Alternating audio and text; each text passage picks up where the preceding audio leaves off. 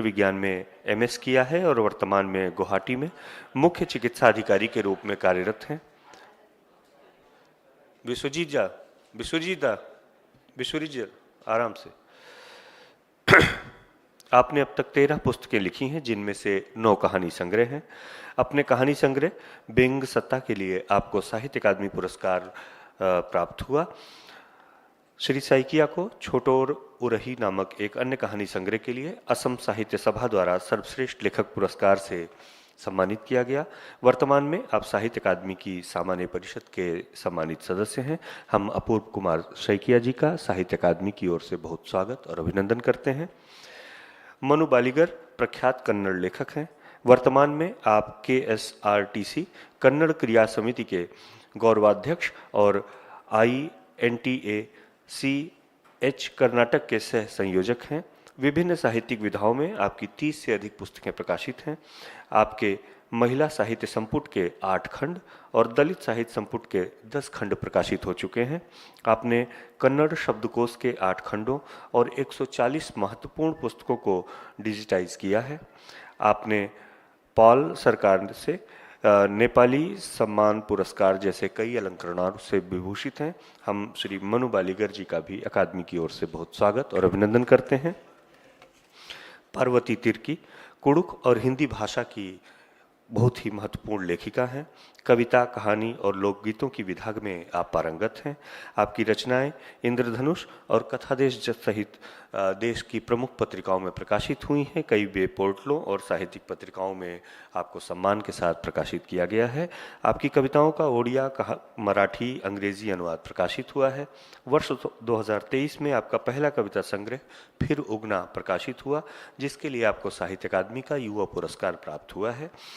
तथा आपको वर्ष 2025 में आपके काव्य के लिए वनमाली सृजन पीठ द्वारा विष्णु खरे सम्मान से अलंकृत किया गया है। हम पार्वती तिर्की जी का भी साहित्य अकादमी की ओर से बहुत स्वागत और अभिनंदन करते हैं।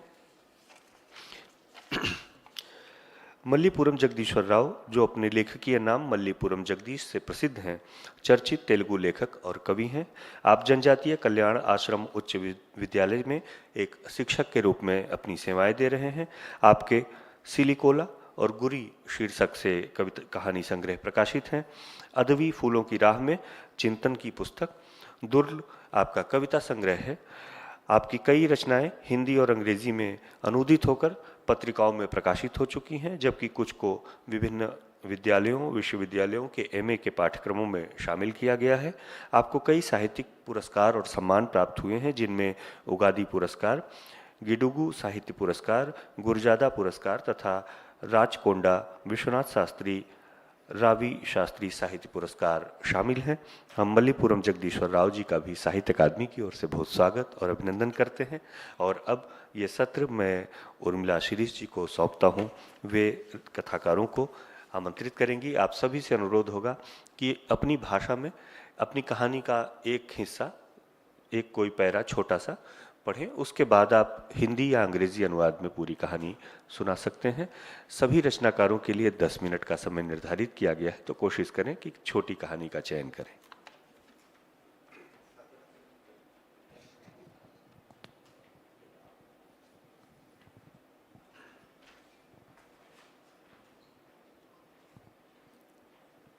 बहुत बहुत धन्यवाद अनुपम जी। साहित्य अकादमी का बहुत बहुत आभार इतने सुंदर आयोजन के लिए। आज का कहानी पाठ हम शुरू करें इससे पहले भव्य हैं हमारी कहानियाँ, शीर्षक से ही लग रहा है कि हमारी जो कहानियाँ हैं वो कितनी भव्य हैं और पूरे एक मनुष्य समाज का चेहरा हमारे सामने लाती हैं। पंचतंत्र से लेकर अभी तक का जो कहानी का इतिहास रहा है वो पूरे एक मानव सभ्यता को, संस्कृति को दिखाता है। तो कहानियों के पाठ के बाद यदि कुछ ज़रूरत हुई तो मैं बात करूंगी। सबसे पहले आमंत्रित करती हूं अपूर्व कुमार सैकिया जी को, जो अपनी कहानी का पाठ आप सबके सामने रखेंगे। अपूर्व Kumar ji.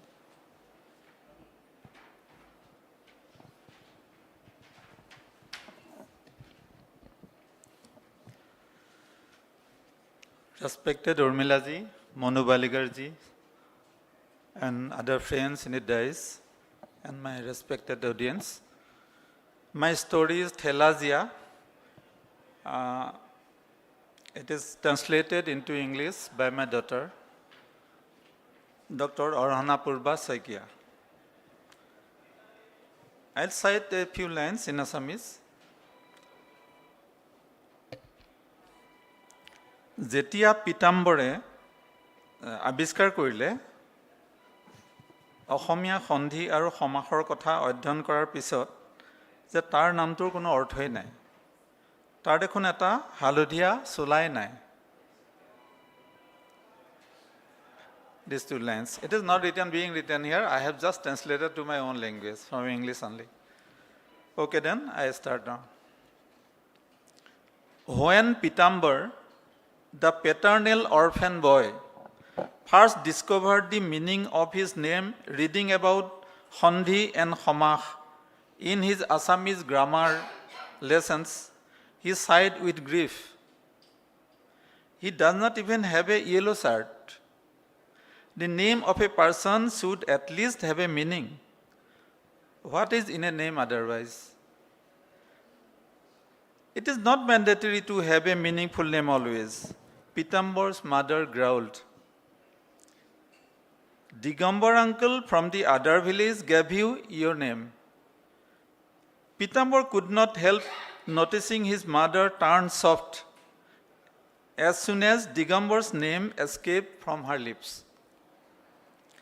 Pitambar has grown to be an intelligent kid.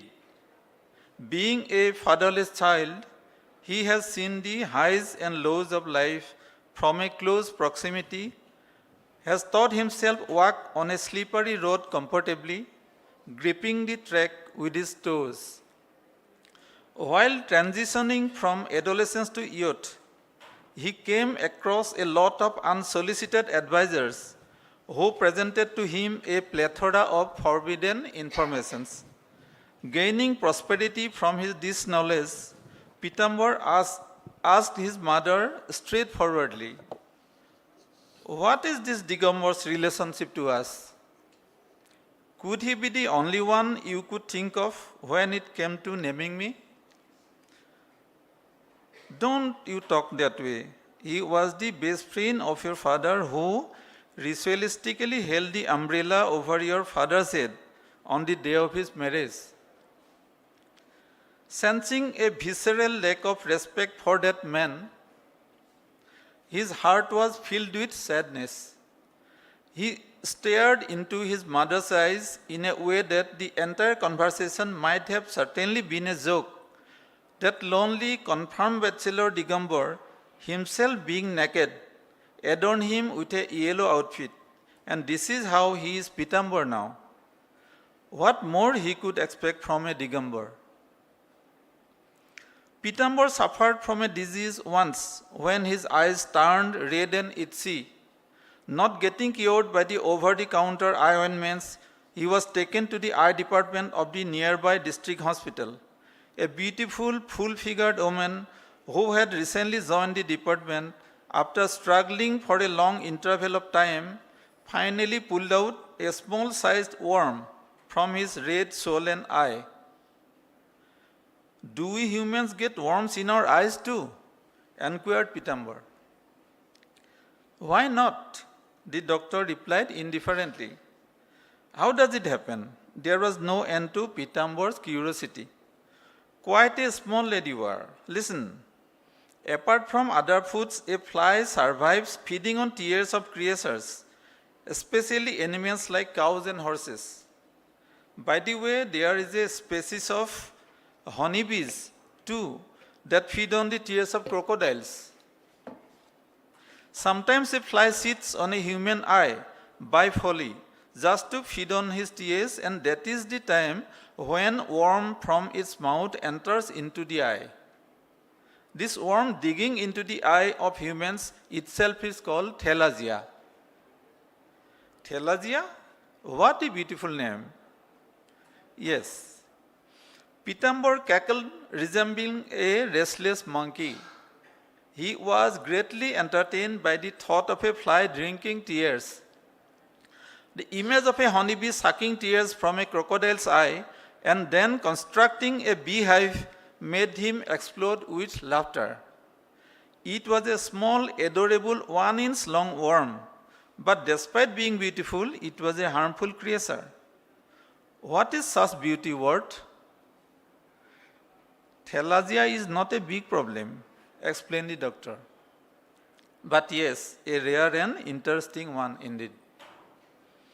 The events that followed were even more interesting. His eyes were made to open widely and then photographed numerous times by a photographer as instructed by the lady doctor. The worm was photographed too.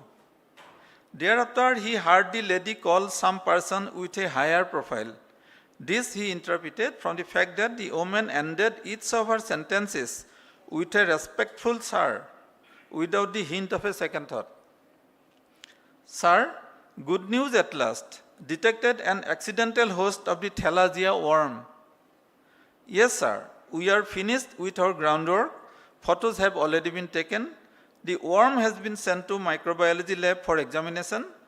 Host is one really smart and adorable kid. The man on the other side of the phone told her something perhaps. From the expressions on her face, it seemed like some instructions were being given.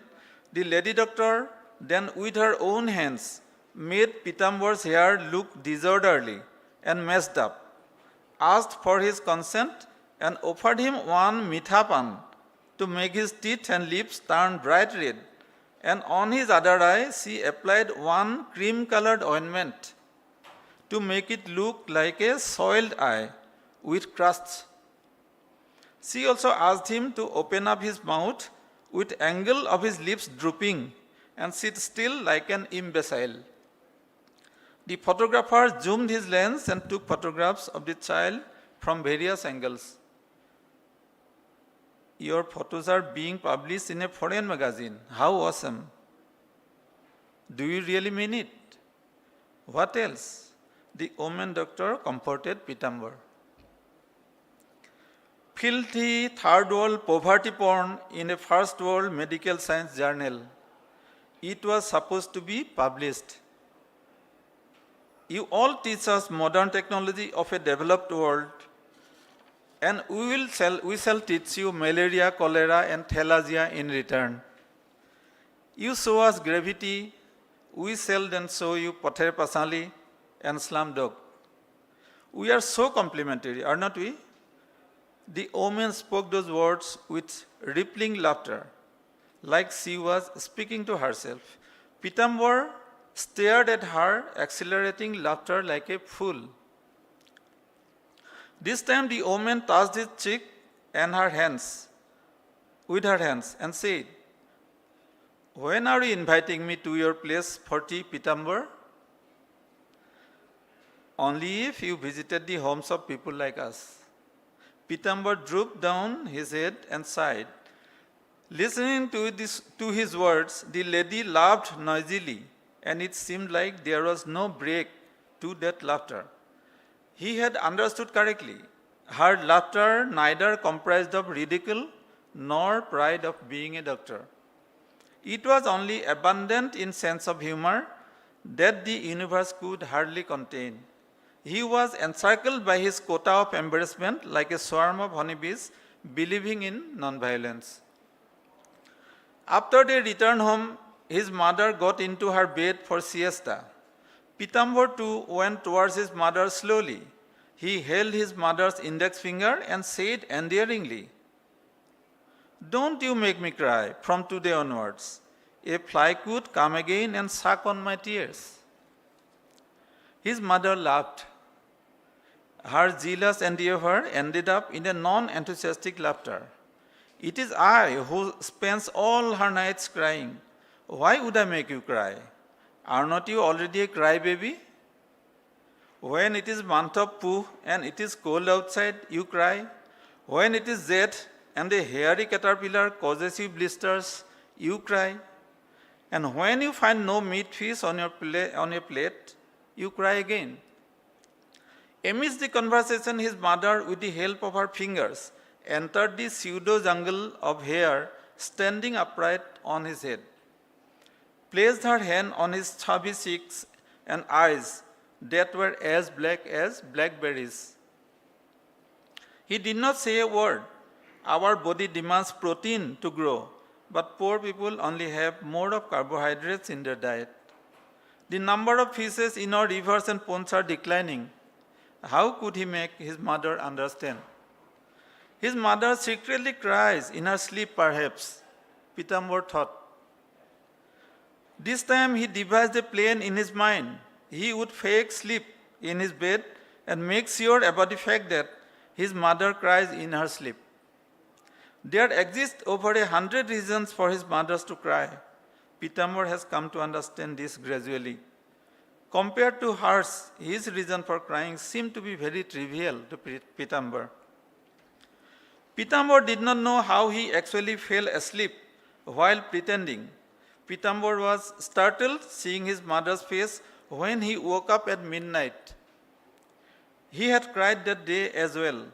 The markings of two dried up rivers underneath her eyes glimmered in the light of a kerosene saki light, that means.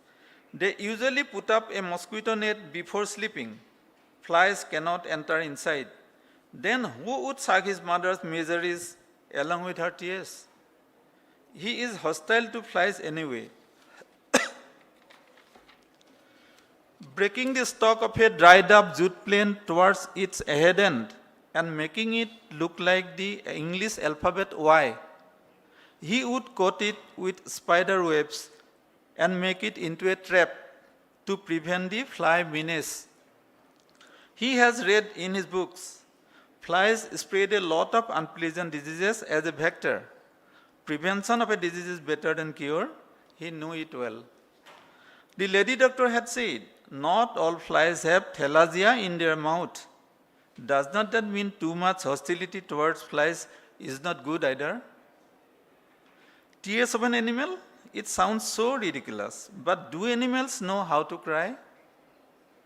If something enters your eye, water would come out anyway. What is the relation of tragedy to these reflex teardrops?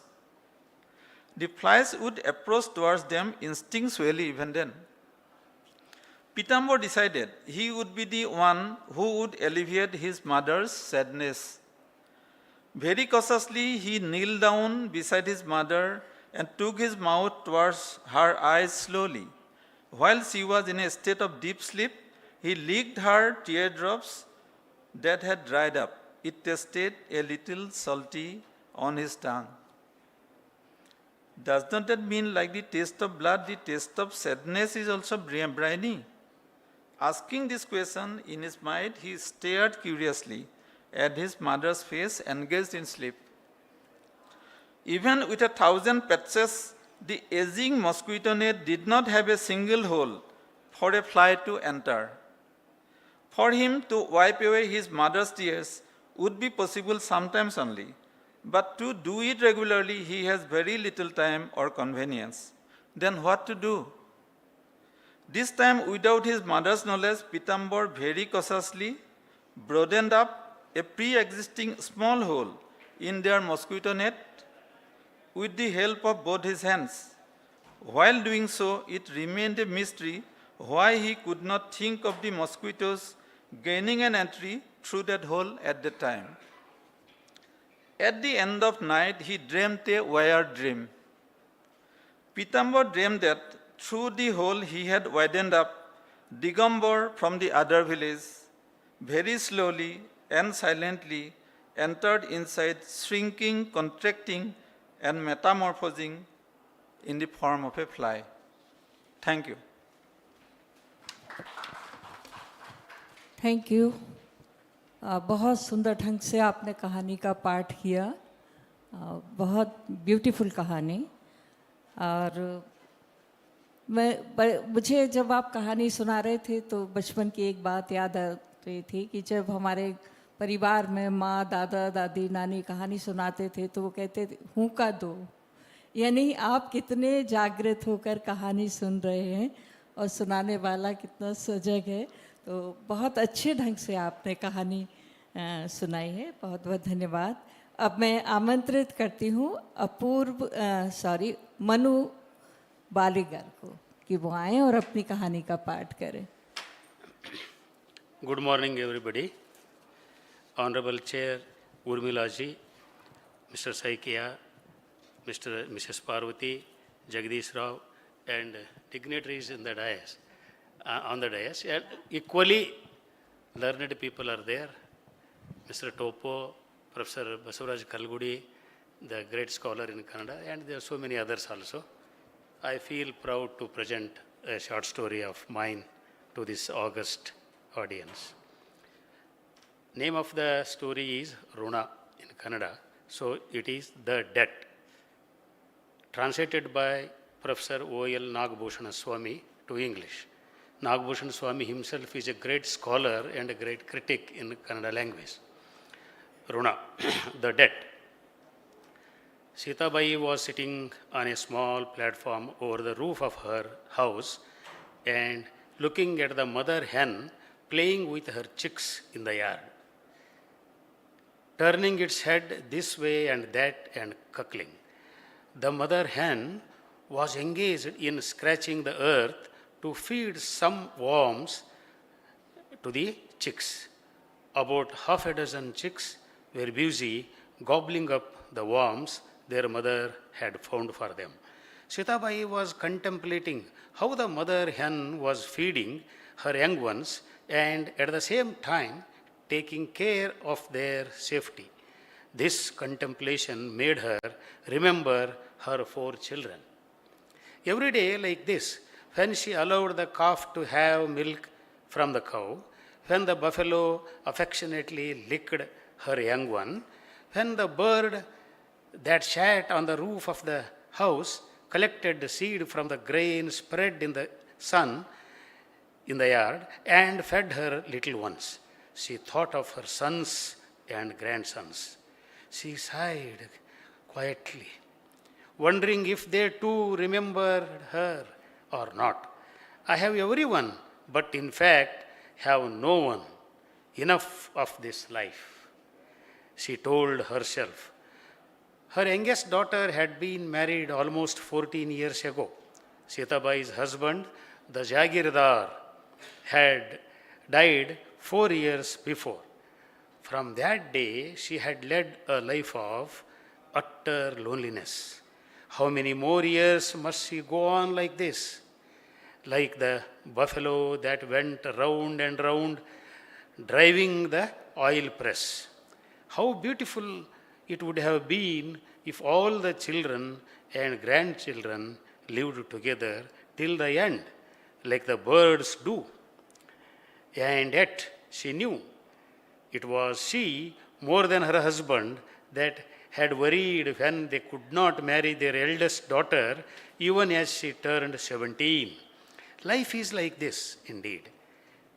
When the children are with us, we feel like sending them away. And when they are away, we feel like living together. Again, she remembered Doddur Basvanna, the god of their family, and consoled herself, saying, everything is the will of God. What can we humans do?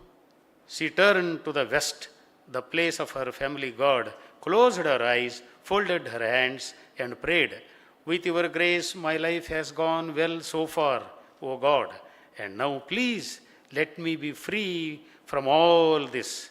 Just at that moment, the maidservant Lakshmi appeared with an envelope in her hand and said, Amma, you have a letter. Sitabai opened her eyes, took the envelope and said, bring my reading glasses immediately. She walked into the house, a little cheered by that letter which she grasped in her hand. It was a letter from Ramesh, her grandson. Well, not really her own grandson though. He was the son of her elder sister's daughter. It seems he had now become a big officer and had been posted to Dharwad. Sitabai was a little upset that he had not come to visit her, but had written just a letter. He is the master of the whole district, they say. Then why shouldn't he have come here on the pretext of some work to meet me? Never mind, he has at least written a letter. She consoled herself. You are my true mother, Ramesh had said when he met her 4 years ago. Mother keeps reminding you and me that when she was just a kid, you looked after my mother and brought her up. The very memory of those days thrilled Sitabai. When Geeta, that is Ramesh's mother, was just a baby of 3 months, her mother, that is Sitabai's elder sister, had fallen ill and could not breastfeed the child. Sitabai had gone to visit and her sister made her take the responsibility of looking after the baby.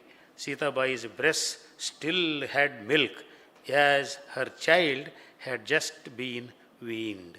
Sitabai's husband, the Jagirdar, had been kind enough to carry the child back to his village on his own shoulders. Then for the next 6 months, Sitabai had breastfed Geeta, that is mother of Ramesh.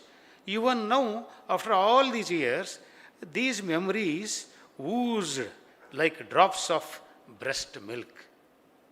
Sitabai caressed her grandson's letter and pressed it to her heart.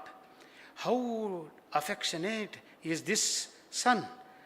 I didn't know if the children I brought up with my own hands remember or not.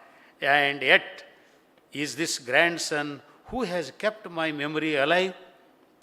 He must be a generous one like my husband. Sitabai perhaps for the 100th time that day remembered her husband Jagirdar.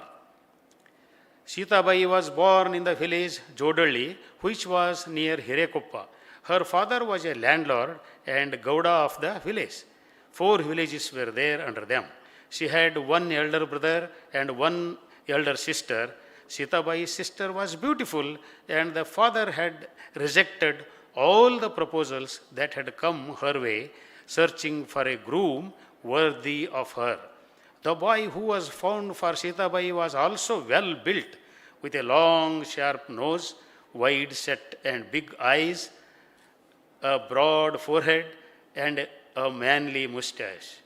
At the age of 20, he had made a name as a wrestler and was the proud owner of 80 acres and more of land. He was a groom that nobody would think of rejecting. The early years of her married life were so happy and contented that it seemed her family life would set the fire of envy burning to the very heavens. Her husband had been fine enough, a very fine person, and Sitabai had no complaints. His sudden death was like a bolt from the blue. Somehow she consoled herself and managed the household. When her husband was alive, she had gone to look at the family lands just once or twice. She had very little knowledge of agriculture. Now she managed the vast land that needed 8 pairs of cattle to plow it. She looked after the servants as her own children. More than the death of her husband, the decision of her eldest son to settle in Pune was a great shock to Sitabai. He refused to manage the family lands, became a manager in some private company in Pune, and decided to build a house there for himself. 2 years ago, when he came to see her, he demanded that his portion of the property be made over to his name. He had become a puppet in the hands of his wife, and the love he showed towards his mother was just a pretense. Didn't Sitabai know all this? She suffered and spent many sleepless nights over it. Her son sold 50 acres of golden land for peanuts as he was in a hurry and he couldn't get the proper price. as he was leaving for Pune, he said, "Mother, don't worry. If you feel like it, you may come and live in Pune." He didn't say, "Stay with me in our house." Not even for the sake of courtesy, Sitabai thought, and was very hurt. Even as the fire set by her son was burning, something else more painful happened just last year. Sitabai's elder sister had borrowed 30,000 rupees, saying her husband had some financial problems. When Sitabai went to her to get the money back, what a scene she created. If Sitabai had to calculate the interest, it would have been another 30,000. Now she had not got back even the principal amount. That year, the yield from the land was not good at all. Sitabai badly needed the money.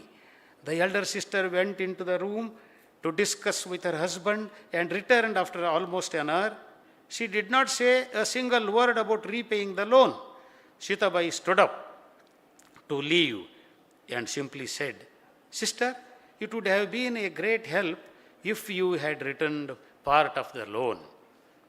"Why are you troubling us like this?" The elder sister is telling. "Why are you troubling us like this? We have made a great mistake taking money from you.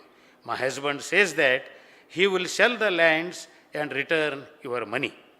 Her elder sister said, she didn't even ask Sitabai to stay for dinner. Money has the power to make even mother and child hate each other, Sitabai thought and returned home.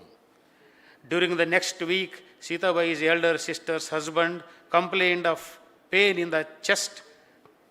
The elder sister spread the news that her husband fell ill because Sitabai had pestered him to return the amount. What a world is this! What a life this is! People owe so much to each other but refuse to accept the debt, let alone returning what they owe to each other. They do not have even gratitude for what they have received. Oh, bhai sahab. Hello. Slowly, slowly. Don't talk. During the next week.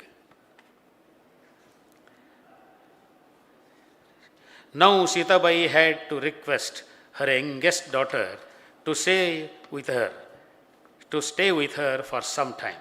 At least the daughters have some concern, Sitabai thought. Now and then grandchildren too came and stayed with her for some time. To escape boredom and loneliness, Sitabai invited her children and grandchildren to stay with her from time to time. She could not force them, though. The young children had to go to their schools and colleges, didn't they? The elder sister's husband did not recover. 6 months later, he breathed his last. "I have lost both money and love," Sitabai told to herself. She sent someone to ask for repayment. The elder sister sent the message back, telling that he who took the money has passed away. Let her go to the court if she wants the money back.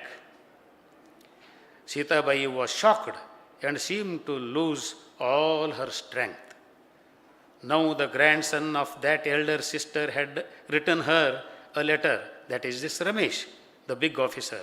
As she read the letter, her heart was filled with joy.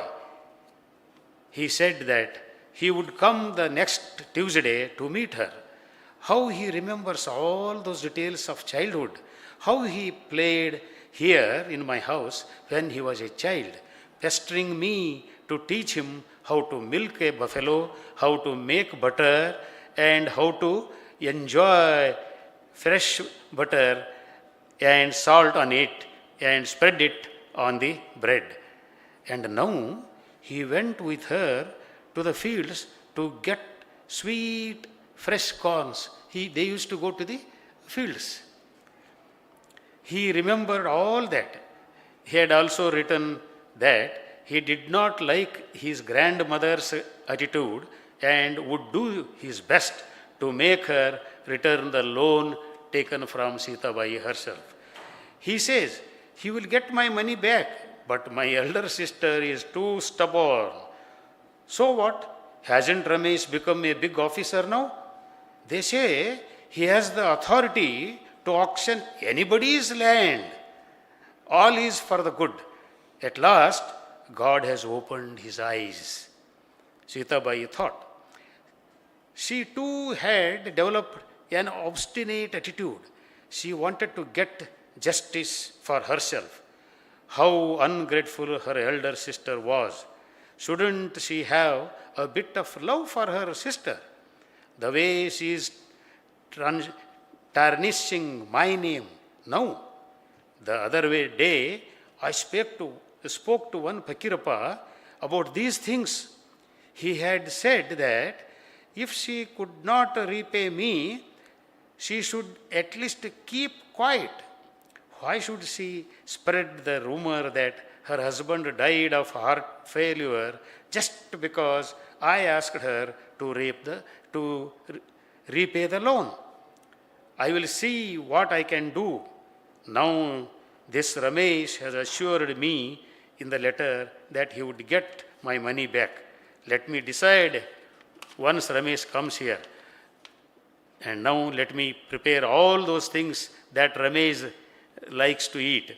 Ramesh had a busy daily routine. Writing to Sita Bai that he was coming to Hirakoppa to visit her had made him feel good and virtuous. Sita Mai is really generous. She is a fountain of love. How many people she has helped? If she had not breastfed my mother, she wouldn't have survived at all. And of course, I would not have been born. I think I have quite an amount of Sitamma's breast milk in my body, Ramesh thought as he looked at himself in the mirror. He was much more florid than his parents. Perhaps Sita Bai's breast milk was responsible for that.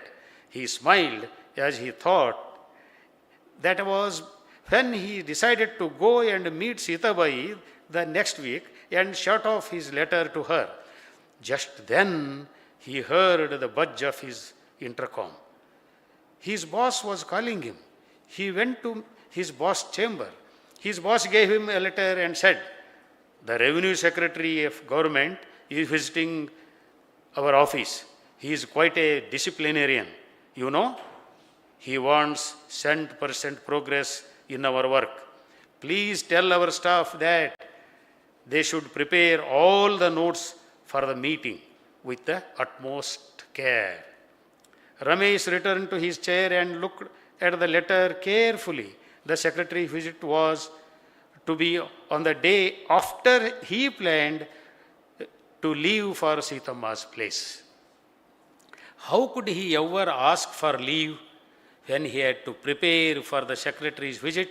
He decided to postpone his visit to the village of Sita Bai by 2 days and leave the very next day after the government secretary's visit.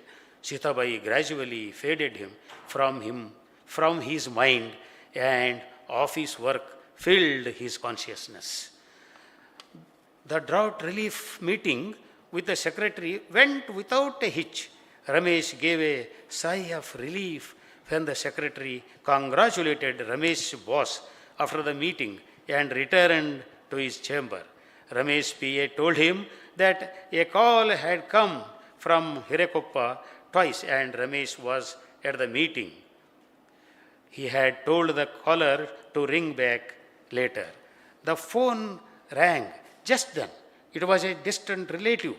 He told Ramesh that Sita Bai was not well and was been taken to the hospital in the city. The thoughts of Sita Bai that he had suppressed for 5 days suddenly reappeared in his mind. I should have gone yesterday. What must have that old woman Sitamma thought about me? He decided to leave the very next morning. Ramesh reached Hirekoppa too late. Sitabai had died 2 hours before. People were gathered in front of her house. The wailing was loud and Ramesh could hear it from a distance. The drum beaters, seeing the Ramesh had come, began to beat their drums vigorously. The bhajan singers sang. It was like this: you were born in a polluted house. You have now left your mother's house. However much you have earned, this indeed is the empty house, khali ghar, like that. Ramesh, who had wanted to meet Sitamma, had talked to her and wanted to talk to her, had to help at her funeral now. He took part in the rituals with a heavy heart. The people told him, the day before yesterday, Sitabai got severe pains in her chest. Has Ramesh come?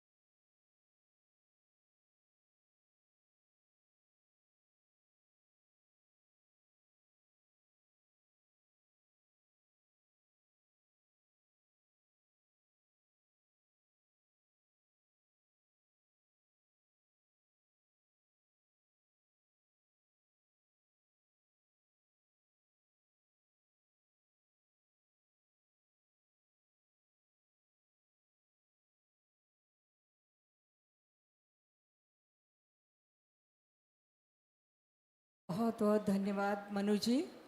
जैसे कविता में अंतर्लय होती है और बिना अनुपम जी बैठे हैं, एक लय कविता के अंदर चलती है, इसी तरह से जब आप कहानी का पाठ कर रहे थे तो उस लय का पूरी तरह से निर्वाह हो रहा था।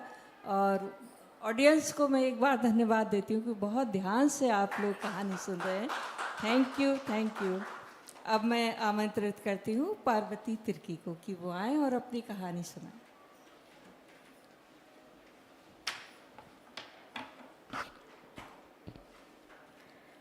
होरमारिन जोहार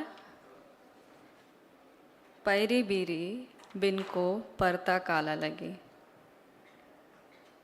काका संगे सरु परता हिद्दे डंडी पाड़ते, सरु पहाड़े सराहरा से बली पनाड़ी के डबियो देल। कहानी का शीर्षक है गिदनी। यह छोटा नागपुर के जंगल अंचल तथा पठारी भूभाग में रहने वाले कुड़ुक आदिवासी समूह की पुरखा कथा पर आधारित है। बिन को उसके नाना ने उसे पुकारा। जिस रात बिनको का जन्म हुआ था उस रात आसमान के तारे खूब चमक रहे थे। तारे मानो खुशी से खिलखिला रहे थे। तब नन्ही बच्ची को गोद में लेते हुए उसके नाना ने उसे कहा बिनको। बिनको अर्थात तारा। नाना के पुकारने पर बिनको दौड़ती आई। उसे नाना की कहानियाँ खूब पसंद थी। कहानी सुनते हुए आश्चर्य से उसकी आंखें तारों के समान ही चमकने लगती थी। हमेशा की तरह बिनको अपने नाना के साथ तिलैया नदी की ओर टहलने जाती थी। आज टहलते हुए एक छोटे पहाड़ टाकाटुडू की चट्टानों की ओर इशारा करते हुए नाना ने कुछ सवाल पूछे। बिनको, क्या तुम्हें मालूम है हमारे आसपास जितने जंगल हैं वे कैसे बने? जंगल और पहाड़ की चट्टानें सब एक दिशा में, वे पूर्व पश्चिम की दिशा में ही क्यों अवस्थित है? और मनुष्य जंगल में अपनी राह क्यों भूल जाता है? वह क्यों भटक जाता है? बिनको के लिए यह आश्चर्य की संदूक खुलने जैसा था। आज बिनको चंचल पंछी से उड़ती हुई सारे खेत खलिहान घूम आई। रास्ते से गुजरते हुए उसने सारे खेत खलिहान के चट्टानों को देखा, फिर पहाड़ों और जंगल के चट्टानों की दिशा देखी। उसने पाया सचमुच सारे चट्टानों की दिशा एक ही है, पूर्व पश्चिम। सारी चट्टान एक ही दिशा में अवस्थित है। इस चीज़ ने उसे बड़ा आश्चर्यचकित किया, मानो किसी ने सारे चट्टानों को एक ही दिशा में सजा कर रख दिया। सांझ होते ही फटाफट सारे काम निपटाकर बिनको नाना के बगल आकर बैठ गई। आज आसमान में तारे खूब चमक रहे थे, जैसे आसमान की आंखें भी उतनी ही उत्सुकता से देख रही थी जितना बिनको उत्सुक थी। ज़्यादा देर ना करते हुए नाना कहानी सुनाने लगे। लिटी बिरी बीर की कहानी। एक अनाथ बच्चा, उसके माँ बाप नहीं थे, सब उसे बीर कहकर पुकारते थे। बीर पूरे गांव में घूम रहा था, घर घर घूमते हुए लोगों से कह रहा था, मुझे शरण दे दो, मुझे रख लो, मैं आपके घर के सारे काम कर दूंगा। बीर से सभी डर जा रहे थे। बीर को देख लोग भाग रहे थे। बीर दिखने में बाकियों से थोड़ा अलग था। एकदम रुखड़ा चेहरा वाला बीर, कोई भी उसे शरण देने को तैयार नहीं था। सांझ हो गई। गांव के सीमान में एक घर बचा हुआ था, वहाँ ढिबरी जल रही थी। दिए की मध्यम रोशनी आ रही थी। उस घर में अकेली बुढ़िया रहती थी। बीर उस घर का दरवाज़ा खटखटाता है, बुढ़िया बीर को रख लेती है। बीर उसके घर के सारे काम करने लगा। भात पका देता, धान पकाता और उसे सुखाता, धान कूट देता, उसे फटक देता और उसकी मिट्टी के घर को लीप देता। बीर के उस घर में आने के बाद घर की रौनक देख गांव के लोग चकित रहने लगे थे। सबसे ज़्यादा आश्चर्यचकित तब हुए जब बारिश के मौसम थे। बारिश में लोगों के गीले धान सूखते ही नहीं और बुढ़िया के घर के सारे धान सूख जा रहे थे। बीर बारिश के महीनों में भी धूप बुलाकर बुढ़िया के सारे गीले धान सुखा देता था। गांव के बच्चे उससे खेलने की ताकत देख चकित थे। बीर जब खती खेलता तब उसकी गुल्ली इतनी दूर जा कहीं गिरती, किसी के घर पर टंगे मांदर पर इतनी जोर जा लगती कि मांदर ही फूट जाते। और तो और वह बीर ही था जिसने सोना गिदनी, राय गिदनी और झाटा गिदनी को मारा था। यह कहते हुए नाना ने बिनको की तरफ देखा। नाना की बिनको और आसमान के बिनको झपकी लेने लगे थे। रात गहरी हो रही थी। नाना ने विराम लिया। अगली सुबह इतवार, बिनको नाना के साथ जंगल जा रही थी। सरू पहाड़ के पास गुजरते हुए गीत गुनगुनाने लगे।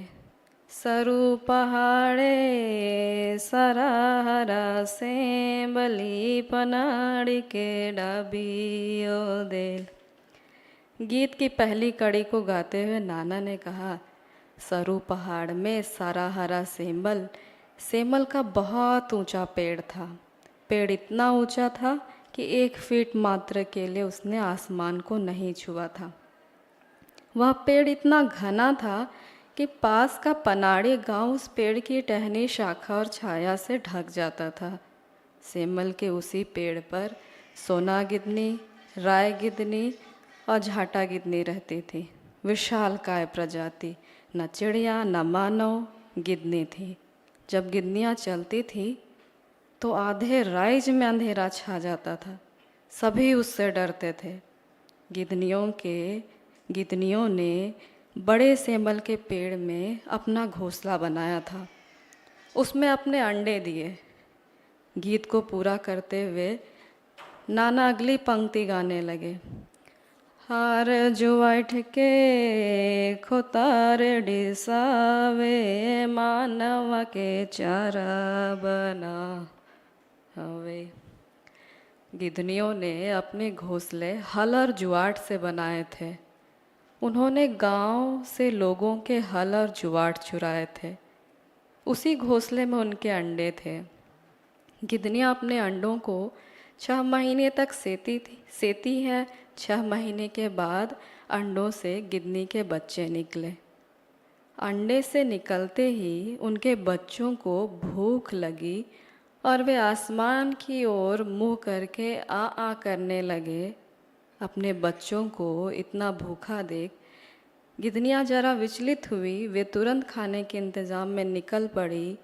उनके बच्चों की भूख शांत ही नहीं हो रही थी। तब गिद्धनियों ने मनुष्य को चारा बनाया। अपने बच्चों की भूख मिटाने के लिए गिद्धनियों ने मनुष्य के बच्चों को चारा बनाना शुरू किया। हर दिन गांव के लोग जब काम से खेत जंगल की ओर जाते, जंगल जाते हुए बच्चों को घर पर सुलाकर छोड़ आते। खेत पर काम करते हुए खेत की मेड़ पर सुलाकर छोड़ देते। गिद्धनियाँ इसी ताक में रहती। फिर घर मेड़ों से सोते बच्चों को उठाकर ले जाती और उन्हें अपने बच्चों का चारा बनाती। गांव के लोग गिद्धनी के आतंक से बहुत परेशान हो चुके थे। फिर एक दिन बीर निकल पड़ता है। उसने सोना गिद्धनी, राय गिद्धनी और झाटा गिद्धनी को मारने का फैसला लिया। बीर बांस की तीर धनुष लेकर निकल पड़ता है। जाते हुए रास्ते में उसे घूनी पच्चू मिली। बीर को देख उसने कहा, कहाँ जा रहे हो नाती? बीर ने उत्तर दिया, दुश्मनी मोलने जा रहा हूँ। मैं सोना गिद्धनी, राय गिद्धनी और झाटा गिद्धनी को मारने जा रहा हूँ। यह सुनकर घूनी पच्चू बोलती है, अच्छा ठीक है, पर आओ जाने से पहले हड़िया पी लो। आओ, एक पैला चावल से हड़िया बनाया है मैंने। बीर धनुष को कोने में रखता है, हड़िया पीने बैठ जाता है। हड़िया पीते ही उसे नींद आ गई।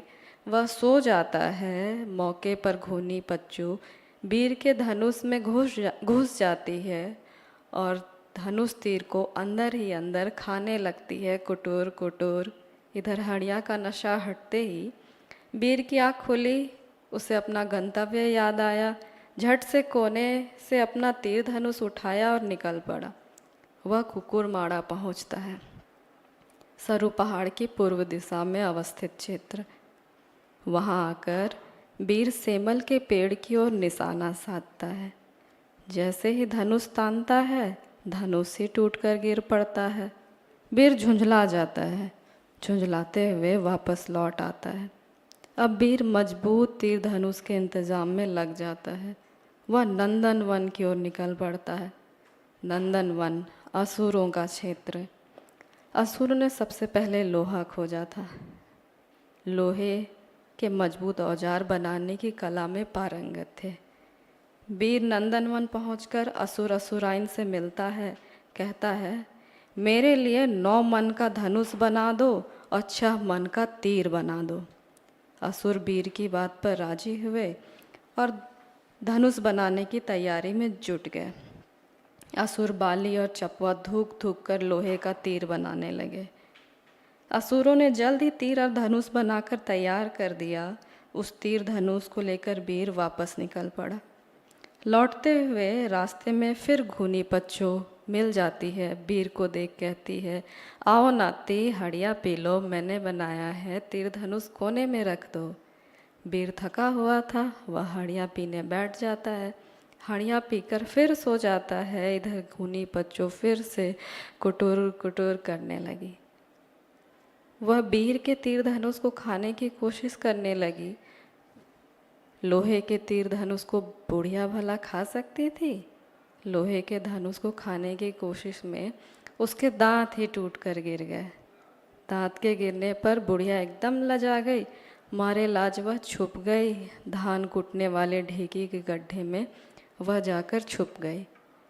इधर बीर की नींद खुली, वह निकल रहा होता है कि घूनी बुढ़िया वहीं से झांकते हुए बीर को देखती है, पूछती है, जा रहे हो नाती? फिर वहीं से विदाई देते हुए कहती है, जा ही रहे हो अब तो संदेश कुछ लेते जाओ। देखो गठरी में संदेश है, पर इसे अभी खोलना मत, घर जाकर गठरी खोलना। बीर घर पहुँचते ही बड़ी उत्सुकता से गठरी खोलता है और ठहठहा कर हंस पड़ता है। कहता है, यही चाहती थी ना तुम दादी, आज तो मैंने तुम्हें ठग दिया। बीर के हंसने के साथ बिनको और नाना भी हंस पड़े। बीर ने घूनी बच्चों को अच्छा ठगा। नाना ने कहा, गठरी में आजी ने अपने टूटे दांत बांधे थे। कहा जाता है कि उस गठरी के साथ ही उसने मनुष्यों के लिए श्राप बांधे थे, इसलिए मनुष्य के सामने के दांत जल्दी ही झड़कर गिरते हैं। नाना की इस बात ने फिर से बिनको को आश्चर्य में डाल दिया, पर इस बार बिनको शांत थी। सांझ हो चुकी थी, झिंगुर संझा के गीत गा रहे थे और आसमान का अकेला तारा सुकरा शांत बैठा था। बिनको शांत तारे के समान आज रात जल्द ही सो गई।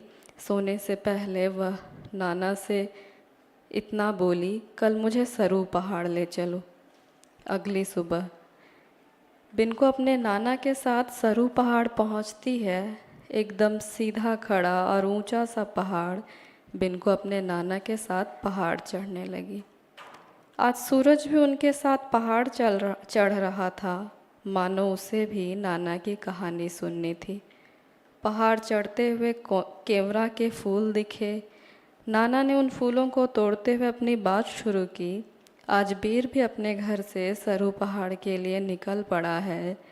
बीर अपने लोहे के तीर धनुष लेकर सरू पहाड़ के पास पहुंचता है और सेमल के पेड़ पर निशाना साधता है। गिदनी के घोंसले पर निशाना बनाते हुए वह तीर छोड़ता है। तीर एकदम साए से सेमल के पेड़ को बेधते हुए निकल पड़ता है। उस लोहे के तीर ने पूरे सेमल के पेड़ को चितिछान कर दिया। गिदनी और पेड़ सहित सब बिखर कर गिर पड़े। सब अलग अलग बिखर कर गिरे। सेमल का मोटा तना बिखर कर कई जगह गिरा और बन गया चट्टान और पत्थर। सेमल का वह मोटा तना पूर्व पश्चिम ही गिरा। यही कारण है हमारे आसपास के सारे चट्टानों की दिशा पूर्व पश्चिम है। बाकी सेमल का पेड़ और उसकी टहनियाँ भी छितिछान गिरे और बने जंगल, झब्बड़, झाड़ी। गिदनी का शरीर अलग अलग गिरा, सिर अलग, धड़ अलग, वह बना खोट। गिदनी का धड़ गिरकर बना पाट। गिदनी के नस शरीर से ही बने दरहा, डाकिन, मुआ, मुरखरी, डाढ़ भूला, डहर भूला, खोर भूला इत्यादि। वे सभी जंगल के दैत हैं। सूरज ठीक सिर के ऊपर था। बिनको और नाना सरू पहाड़ की चोटी पर थे। वहाँ एक सेमल का पेड़ था।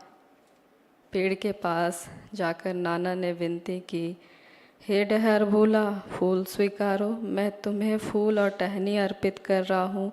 मेरा रास्ता मत बेड़वाना, मेरी राह मत भूलवाना, मेरी दिशा मत भटकाना। विनती पूरा करके नाना और बिनको पहाड़ से उतरने लगे और आसमान का सूरज भी उतरने लगा। सूरज अपनी राह से नहीं भटका, अपने घर पहुँच गया। नाना और बिनको भी अपनी राह से नहीं भटके, अंधेरा होते ही गांव पहुंच गए। आप सभी का बहुत बहुत धन्यवाद। बहुत बहुत धन्यवाद पार्वती। बहुत ही खूबसूरत कहानी और लोक कथाओं का जो आधार रहता था और हम आज सारी चीज़ों को यहाँ वहाँ देखते हैं, वो सारी चीज़ें आपकी इस कहानी, सुंदर कहानी में आई हैं। बहुत बहुत धन्यवाद। समय का दबाव यदि नहीं रहा तो आराम से कहानी सुनी जाए। अंदर से लगता रहता है समय हो रहा है, टोकने का भी मन नहीं होता। अब मैं आमंत्रित करती हूँ मल्लीपुरम जगदीश्वर राव जी को। ताली बजा के स्वागत करिए। Thank you, sir. Respected Sir, Madam Urmila Suresh ji, and dignitaries and the dais, and ladies and gentlemen. I would like to take this opportunity to express my gratitude towards the Sahitya Academy. And thank you, Sahitya Academy. Now my story is Tihili's wedding. In my Telugu language, Tihiliki Pilli. Tihili's wedding. It appeared as if the entire hill arrived at the village. The hamlet was drenched in the sounds of music beats, with the songs playing from the Sannai.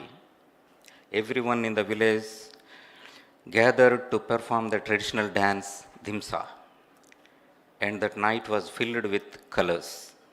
It was Tihili's wedding. Ejodu sang the ritual songs and prayed to the mountain gods to bless the couple. He then called for the groom to enter the pandal. They looked inside the house, on the street, and in the entire village.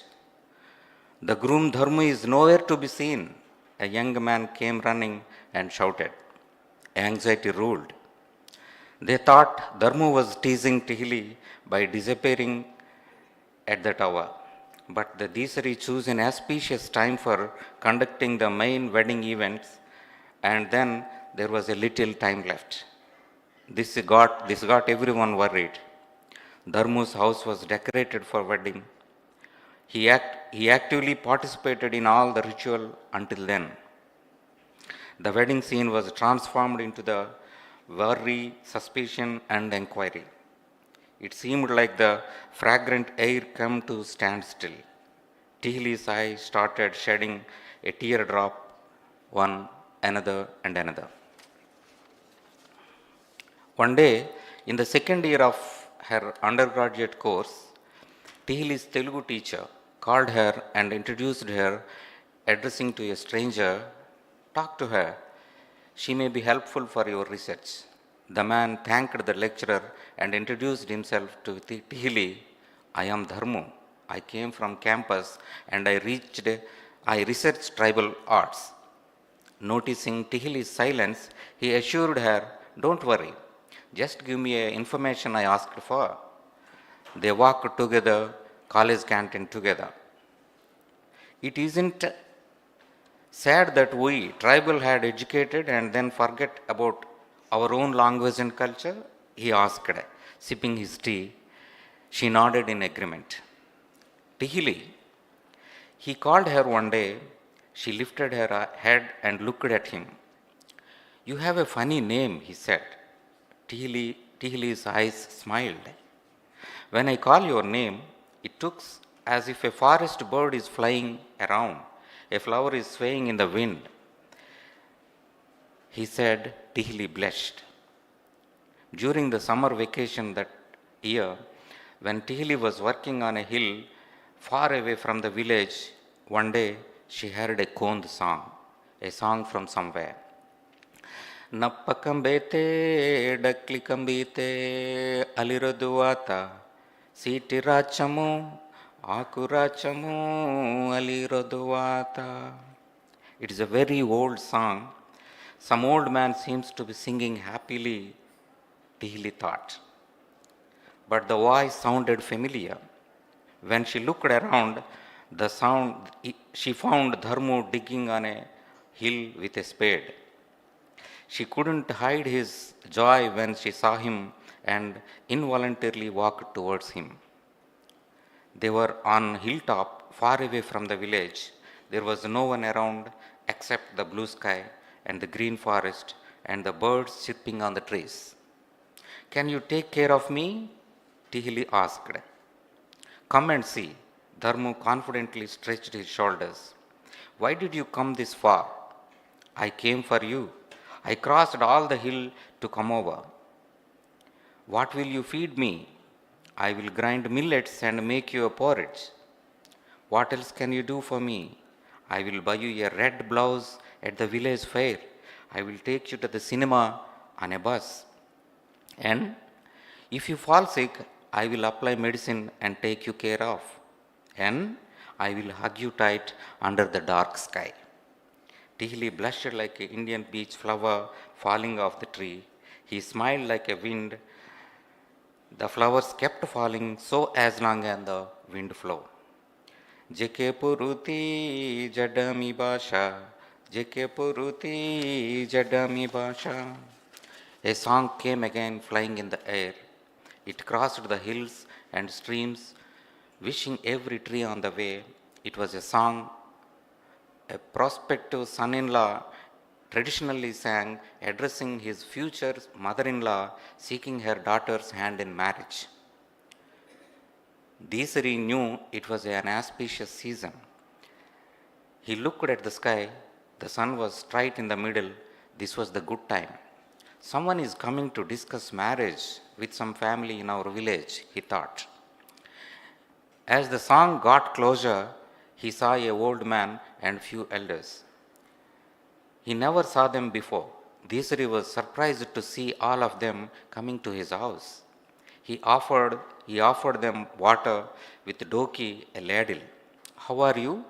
How long was your journey? Desari asked to estimate where these people are from. We started early in this morning from Sandubadi. Sandubadi is beyond Odisha hills. This is why I never saw them. He said to himself. They kept sari, bangles, and a glass of liquor in front of the house. He understood that these strangers came to ask for his own daughter, Tihili's hand. Who is the groom? He asked. Dharmu smiled. Desari noticed that Tihili blushed and went inside looking at Dharmu. He heard Tihili asking Dharmu's questions in response to a song a few days ago. If a woman responded to a man's song, it means she liked him. Who are you? What is your family name? Desari asked inquiringly. He is one of the Arika's family. Someone in the group answered. Desari thought for a few seconds to decide whether Arika's families were suitable match and if there were any past marriages between them in her relatives. One after another, the village elders started gathering there and staring at Dharmu. Tihili started blushing as her friends teased her. There was no one question in the elder's mind, who is he? Don't you know who I am? Dharmu smiled and Dharmu asked Tihili secretly. I know you, but my father and my elders should know too, Tihili remarked. Both of them knew that not knowing his whereabouts is the reason for the father not accepting the gifts they offered. Tihili's father is a village Desari. Village Desari means head. The Adivasi advise other Adivasis on the good and bad. What will happen if what will happen to the hamlet and its tradition if he makes mistake? One big reason for everyone's suspicion about Dharmu is an incident that happened when he visited the village last time in the 6 weeks ago. It was a moonlight night, and everyone was celebrating that, dancing in the drumbeat. Somesu, alias Chandranna, entered the village at that moment, along with a young woman. As the drumbeat stopped, everyone realized Chandranna and the woman were living their life as Naxalites and decided to surrender the police. All arrangements for this event were already made by the police. They both loved each other and concluded it would be difficult to continue in the Naxalite movement as a couple. So they decided to re-enter normal civilian life. News about their decision appeared prominently in all the newspapers the next morning. They both married each other, and in response of the police troops that surrounded the village that day, the police superintendent offered new clothes to the couple, congratulated them, and called for all the Naxalites to leave their fight and join civilian life. Dharmu, who was visiting someone at the time, was seen talking to the policeman. Who is he?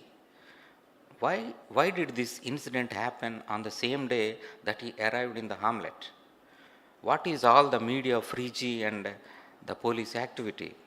What is behind this guy? Everyone fears and doubts about the stranger lingering in the silently on the day. The wedding pandal seemed silent. Everyone had some speculation and started discussing with each other. A wedding should have a mic set and music troops. This guy seems too old fashioned, one restless young man remarked. Did they do something to him? Someone asked, disturbing the silence. No. What are you talking about? What do they have to do with him? Dharmu's friend retorted. Who knows? He is the only educated person in our village and among us. He goes to town frequently. Maybe they got suspicious and did something. Don't create new questions, someone said, but there was a lingering fear among them, and that night of the truth, Tihli's heart was racing, her eyes were teary, more memories flashed in the suspicion aroused. On another day, Dharmu's people kept a sari and blouse and at the Tihli's doorstep along with a glass of liquor. Desari looked at the daughter and noticed her gloomy face. She was waiting for his approval. Desari said, finally, yes. He took a liquor glass, drank some of it, and offered the rest to the Dharmu's uncle who accompanied him. Moonlight poured into Tihli's eyes.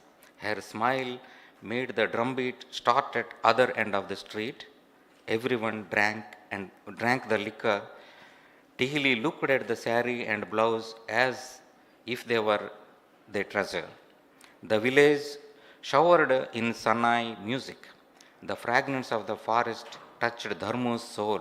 Everyone in the village gathered together to perform Dhimsa dance.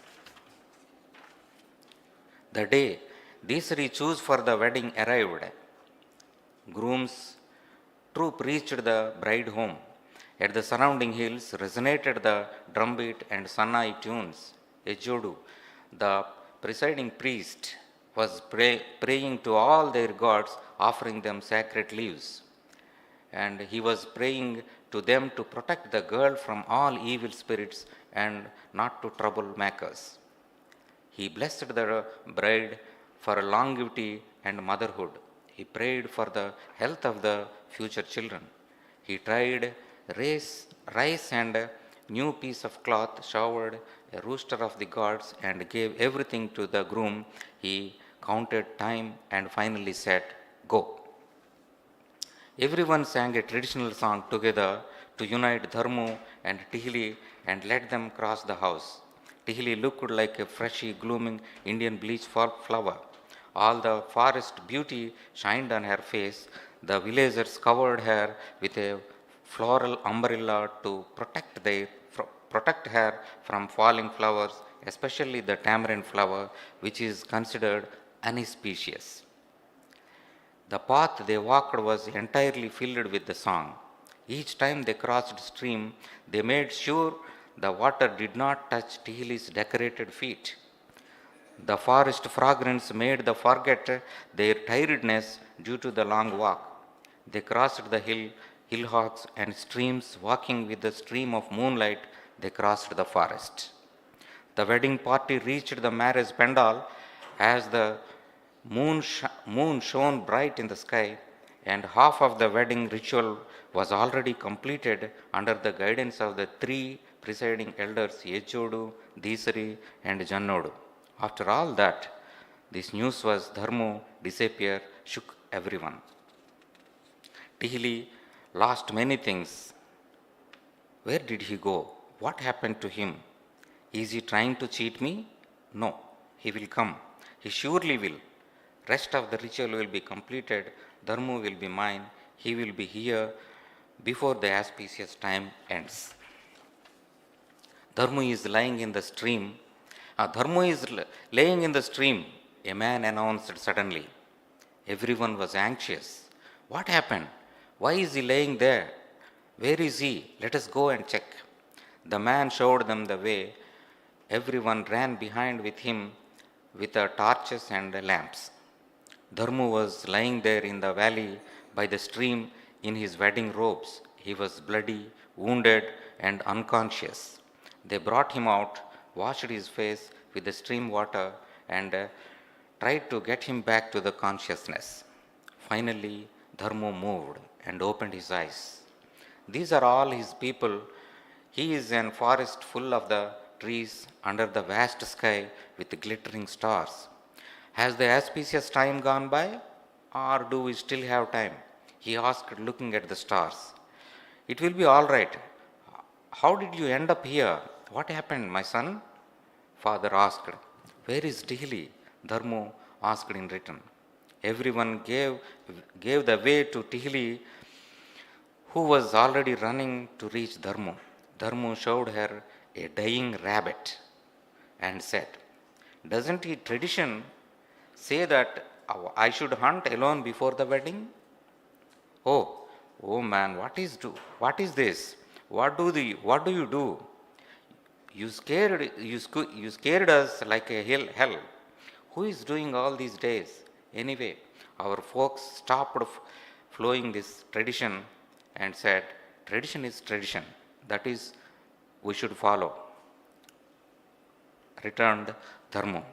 Okay, tie the wedding knot before the time run out. The priest handed over the turmeric thread. The stick struck, the drumbeat began, and the lute rang. The surrounding hill resonated with the songs and dhimsa dance, and entire forest joined in the dance. Thank you, Dan.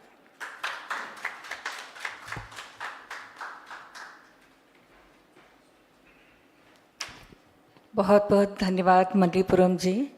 आप सबका भी धन्यवाद कि आप बहुत देर के साथ बैठे हुए हैं और लंच का समय हो रहा। 4 कहानियाँ आप सुन चुके हैं और मैं भी एक कहानी, छोटी कहानी आपको सुनाना चाहती हूँ। ये भव्य कहानियाँ जो शीर्षक दिया है, 2 मिनट में बात करती हूँ। ये सचमुच जीवन से भरी हुई कहानियाँ थीं।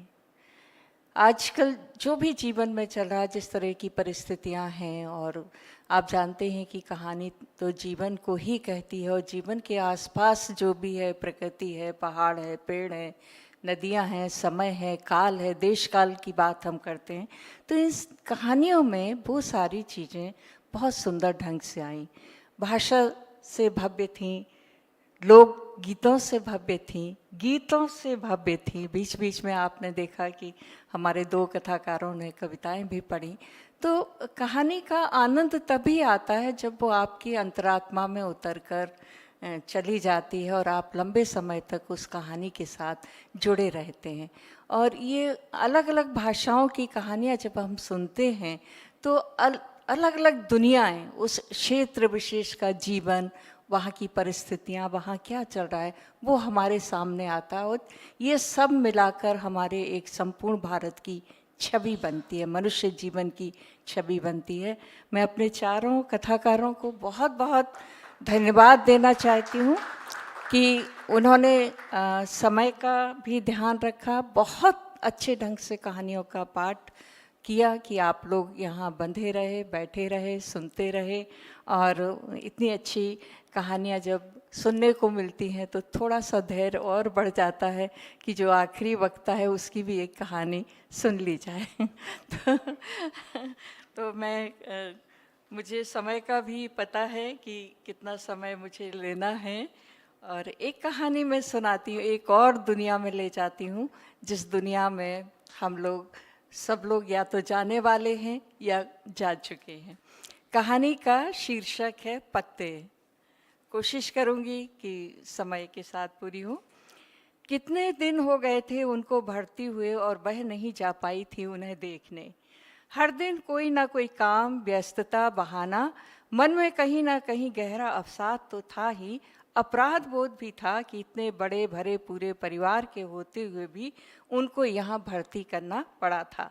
उम्र के इस बूढ़े थके पड़ाव पर आकर सबसे पहले घर ही क्यों छूटता है, चाहे बीमारी की अवस्था हो या माया मोह से मुक्त होने की मना स्थिति। रात दिन परेशान किए हैं, पूरी पूरी रात चिल्लाना, गालियां देना, खाने को मांगना, बिस्तर में टट्टी पेशाब कर देना, हमारा जीवन तो नरक बन गया। माँ का कहना भी सच था, जो रहता है, करता है, सुनता है, सहता है, वह जानता है कि एक बीमार बूढ़े आदमी के साथ कैसे जीना पड़ता है। बिना इच्छा के उधर वह बीमार को या तो ढोता है और उधर मृत्यु की प्रतीक्षा बाकी लोगों को चिड़चिड़ा और असहाय बनाती जाती है। माँ इसी असहाय अवस्था में खड़ी थी, न वह उनके जीने की कामना कर सकती थी, न मृत्यु की प्रतीक्षा। कुछ दिन के लिए रख दो, थोड़ा डिसिप्लिन आ जाएगा, वहाँ सब नियम कायदे से होता है, डॉक्टर देखने आता है, खाना पीना भी सब समय पर देते हैं। उनकी बूढ़ी बीमार देह के भीतर सब कुछ ठीक था, आंखें, कान, नाक, दिमाग, दिल, गुर्दे, लीवर, न ब्लड प्रेशर, न शुगर, बस उम्र ने अपनी चपेट में लिया है।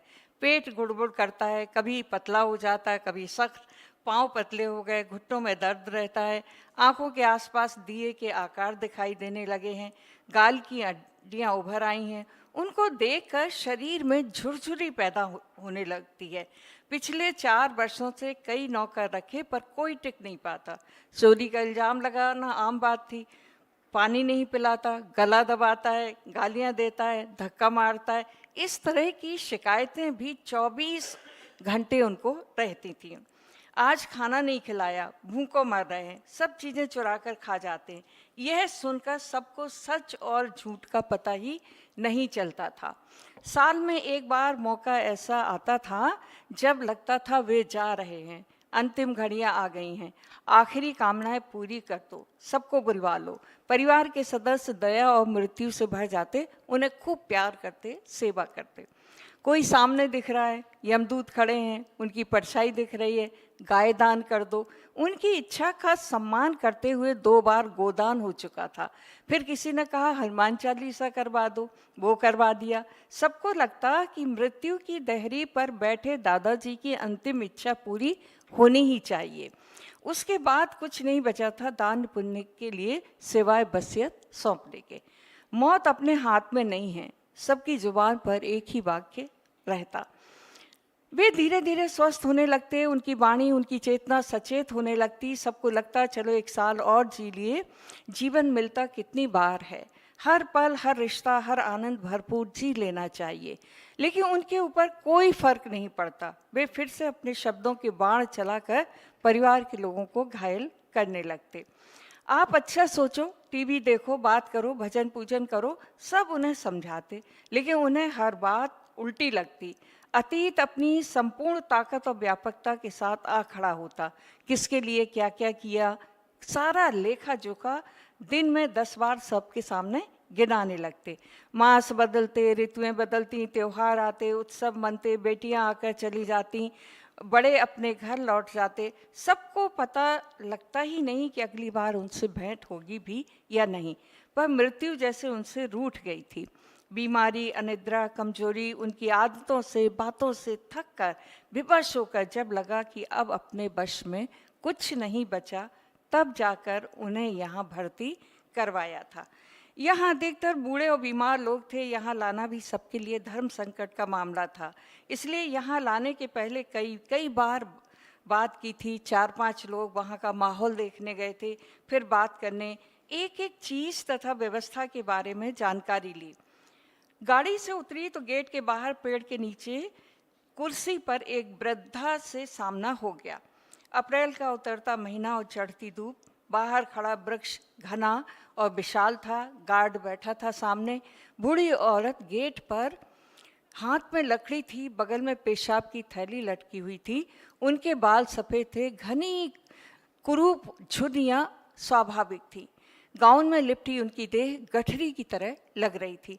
उसने गेट खोला ही था कि उसने पीछे से उसका पल्लू पकड़ लिया। कोई हमसे बात करो, हमसे तो बात करो, बस एक बार बात करो। वह साड़ी का पल्लू छुड़ाती सी अकबका गई। यह क्या, यह क्या, गिड़गिड़ाती आवाज़, एक बार, बस एक बार बात। वह कहती ही जा रही थी, उसकी समझ में नहीं आया पल्लू छुड़ाए या यूं ही खड़ी होकर उनकी बात सुने। तभी अंदर से दौड़ता हुआ गार्ड आया। छोड़ो पल्लू छोड़ो। छोड़ती है कि नहीं? छोड़। उसने मारने के लिए हाथ उठाया और इतनी जोर से चिल्लाया कि उसकी सख्त सरसराती क्रूर आवाज उसके भीतर पत्थर की तरह जमती गई। नहीं नहीं मत बोलिए, उसने थरथराती आवाज में कहा। वह सहम कर दूर जा खड़ी हुई। आप जाइए, अंदर जाइए। गेट बंद करते हुए गार्ड ने कहा, चलो अंदर चलो, यहाँ नहीं बैठना, चलो। वह किसी जानवर की तरह दुत्कारता उन्हें भीतर धकेल रहा था। तब तक एक और हट्टा कट्टा दाढ़ी वाला युवक वहां आ पहुंचा। क्या हुआ? उसने गुर्राती आवाज में पूछा। मानती नहीं, मैडम को परेशान कर रही है। क्यों? मना किया था ना, यहाँ नहीं बैठना। उठो, बाहर नहीं बैठना, यहाँ हवा आ रही है। बूढ़ी औरत गिड़गिड़ाई। अंदर चलो। वह उन्हें भीतर की तरफ ले जा रहा था, यह दिखाते हुए कि यहाँ कितने प्यार से बूढ़ों को रखा जाता है। झुकी कमर, लड़खड़ाते कदम, दयनीय स्थिति। एक बार बात कर लो। सामने से गुजरते हुए वह फिर बोली। उनकी आंखों में गहरा दर्द था, जिद थी, विरोध भी था। अब तक वह नॉर्मल नहीं हो पाई थी। हाथ पांव कांप रहे थे, आंखों में आंसू आ गए थे। उनका गड़गड़ाता स्वर और गार्ड का उठा हुआ हाथ, चीखती सख्त आवाज और दो शब्द करने को तड़पती वो महिला। आपको थोड़ा इंतजार करना पड़ेगा, उसी युवक ने कहा। अब वहाँ कोई नहीं था, मगर पूरा माहौल तनाव और ऊब से भरा। उसने चारों तरफ देखा। टीन की छत को हरे रंग से रंग दिया गया था। बाहर सोफे पड़े थे मिलने वालों के लिए, बैठकर इंतजार करने के लिए। बाहर एक झूला पड़ा था, एक ऊंचा सा पलंग, एक स्ट्रेचर। सामने का कमरा बाहर से बंद दिख रहा था। हर कमरे के बाहर कोई ना कोई पेंटिंग्स, फूल, पत्तियां, पत्ते बने थे। जीवन भी तो पत्ते की तरह है, हरा है तो मजबूती से शाख को पकड़े रहता है। जैसे ही पत्ते में पीलापन उतरने लगता, वह शाख से अलग होने लगता। पीले सुकड़े फिर सूखे पत्ते अंततः मिट्टी में मिल जाते। खुशी, उल्लास और जिजबिशा भरने वाली चीज़ें।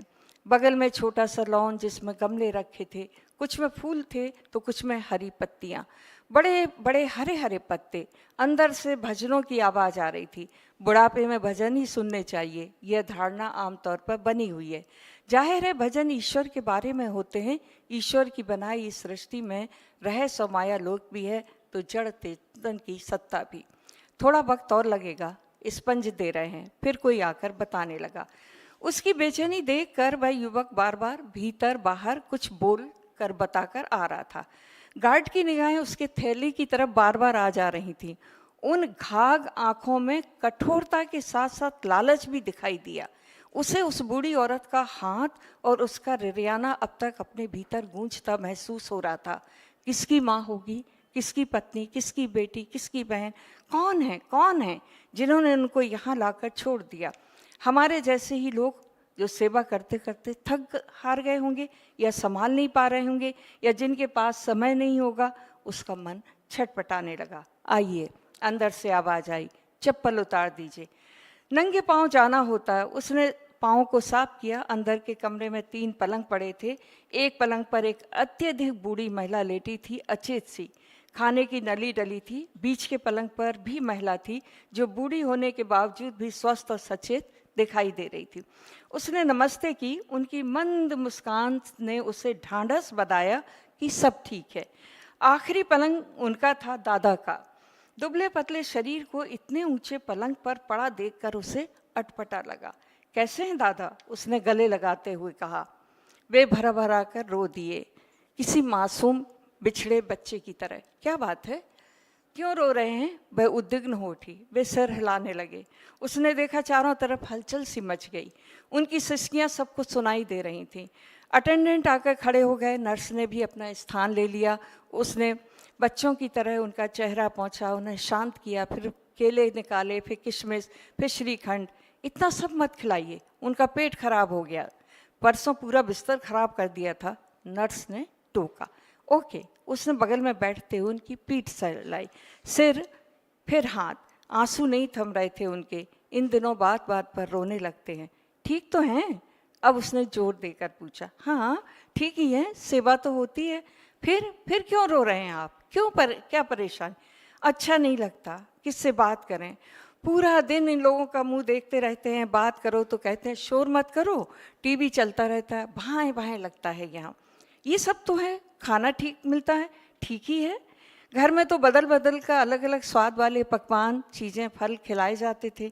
जब जिस चीज़ की इच्छा होती थी वही चीज़ आ जाती। रात के 2 बजे भूख लगी तब भी, सुबह हो तब भी, कभी कभी चावल तो कभी चीला तो कभी पकौड़े तो कभी हलवा। कोई बात, कोई आता नहीं मिलने, सब आते तो हैं, अकेला छोड़ दिया, यहाँ मरने के लिए छोड़ दिया। मौत भी तो नहीं आती, जल्दी घर ले चलेंगे, आप चिंता क्यों करते हैं। उन्होंने नाम में सिर हिलाया, उसने एक केला उनको खिलाया, बाकी बचा सामान वापस ले जाओ, कुछ नहीं बचता, चुरा कर खा लेते हैं। कोई नहीं लेता, उसने आसपास देखते हुए कहा, ये लोग सुनेंगे तो बुरा मान जाएंगे, सब अच्छे लोग हैं। उसने उन्हें समझाने की कोशिश की। पलंग के बगल में एक स्टूल भर रखा था, एक पुरानी जंग लगी टूटी चपटी मटमैले रंग की अलमारी जिसमें उन तीनों का सामान रखा था, छोटा सा टीवी था, दीवारों के ऊपर खिलौने थे। खिलौने क्यों रखे जाते हैं, वह सोचने लगी। क्या इसलिए कि ये बूढ़े लोग अपने बचपन में लौट जाए, बचपन को याद करते हुए इस उम्र की थकान, बीमारी और निराशा से बाहर निकल आए। कुछ भगवान की मूर्तियाँ। हमारी बड़ी बेटी है, अब नॉर्मल हो चुके थे। बगल वाली महिला ने उन्होंने परिचय करवाया। आपके बच्चे बहुत अच्छे हैं, महिला ने तारीफ करते हुए कहा। अब तक वह खड़ी थी, उसने वहाँ असहज लग रहा था, अजीब सा भय, मानो अचानक ही वह बूढ़ी और बीमार हो गई हो। बुढ़ापे का कोई भरोसा नहीं, क्या पता कल हम ही को यहाँ ना रहना पड़े, सोचते हुए वो बेचैन उठी। बहुत जल्दी नाराज हो जाते हैं, नर्स ने दबी जुबान में कहा। चिल्लाती है, 10 बार पानी मांगो तब देती है। वे फिर शिकायत करने लगे, मैंने कब पानी नहीं दिया। नर्स ने आंखें तरेरी। उसे चिंता सताने लगी, उसके जाते ही कहीं ये लोग बुरा बर्ताव ना करें उनके साथ। बुढ़ापे में याद नहीं रहता, क्या करें, आप बुरा ना माने, आप लोग बहुत बड़ा काम कर रहे हैं, सेवा करना सबसे बड़ा धर्म माना जाता है, लेकिन यह आसान नहीं है।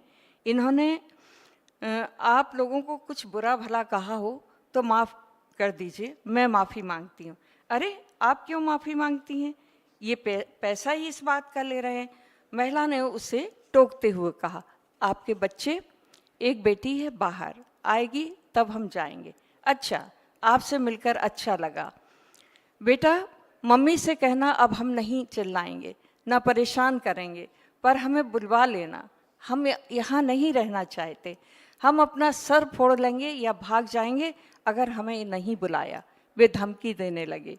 कैसी बातें करते हैं आप, थोड़ा ठीक तो हो जाओ, इतनी कमजोरी आ गई है, आपको हमेशा के लिए थोड़ी ना छोड़ा है, जल्द ले चलेंगे। हमें मालूम है, उनकी आंखों में अविश्वास का भाव था। लौटते हुए वे उसका हाथ पकड़े रहे। बेटा सुनो तो बेटा, जैसे अपने किए का प्रायश्चित कर रहे हो, अपने घर में मरना चाहते हैं, कहकर उन्होंने फिर रोना शुरू कर दिया। उनका विलाप उसके भीतर उतरने लगा। समुद्र में उठती लहरों में वह डूबती जा रही थी। वहाँ से निकलते हुए उसने सैकड़ों कस्में दी, फ़ोन पर बात की। कितनी मुश्किल और यातनादायी घड़ियाँ थीं वे, लेकिन बाहर निकलते ही वही कवायद शुरू हो गई। दिन भर के लिए नौकर, रात भर के लिए एक आदमी, कोई आसानी से तैयार नहीं। एनजीओ से बात की जा रही है, दिन के लिए लड़का है तो रात के लिए नहीं है, 24 घंटे के लिए है तो पैसा बहुत मांग रहे हैं। बूढ़े शरीर में इतना वजन तो होता ही है कि एक अकेला आदमी नहीं संभाल पाता है। टट्टी पेशाब कोई साफ नहीं करना चाहता। इधर घर में उनका कमरा भी खाली पड़ा है। आते जाते उनकी उपस्थिति का आभास होता है। हर पल उनकी धमकियों की आवाज़ गूंजती रहती है। क्या पता क्या कर बैठें। दिन रात चिंता में मन डूबा रहता। तरह तरह की आशंकाएं किसी को भी नहीं सोने दे रही हैं। बात करने की उनकी आकांक्षा, दरवाजे की तरफ टिकी वे सूखी सूखी आँखें, सबको याद करके बुलाने का आग्रह, बचपन में देखे दादा का वो व्यक्तित्व, वो सक्रियता, वो रात दिन काम करने की क्षमता, और आज उसका सर भारी होने लगा। घर में पुनः लाने की तैयारी में 1 सप्ताह लग गया। उनका कमरा साफ किया जा रहा है, खाने की चीज़ें बनाई जा रही हैं। इस बार उन्होंने किसी बात की फरमाइश नहीं की, न रात में चीखे चिल्लाए, ना कराहे, ना कोई शिकायत की, बस एक ही बात की रट, अब तो हमें नहीं भेजोगे, हम वहाँ नहीं जाएंगे, बिल्कुल नहीं जाएंगे। अर्धमूर्छित अवस्था में बड़बड़ाते दादा के सर को अपनी गोदी में रखे वह कैसे विश्वास दिलाए कि वे अपने ही घर में, अपने ही कमरे में, अपने ही लोगों के बीच रहेंगे। झरझर बहते हुए आंसुओं को वह प्रार्थना करते हुए पहुंच रही है कि बस एक बार दादाजी को ठीक कर दो, हे भगवान उनकी चेतना वापस लौटा दो, ताकि उन्हें विश्वास दिलाया जा सके कि वे अपने ही घर में हैं। बहुत बहुत धन्यवाद, बहुत आभार आप लोगों का। आप लोग सब लोग यहाँ इतनी तल्लीनता के साथ बैठे रहे, सभी कहानियों को सुना। साहित्य अकादमी को बहुत बहुत धन्यवाद इतने सुंदर आयोजन के लिए। अनुपम को बहुत धन्यवाद कि उन्होंने बहुत अच्छा संचालन और संयोजन किया। अंत में जय हिंद, जय भारत। बहुत बहुत धन्यवाद आदरणीय उर्मिला शीरीष जी। हमने आज 5 कहानियाँ सुनी और पांचों कहानियों के जो विषय थे हमारे जीवन से सीधे जुड़े हुए विषय।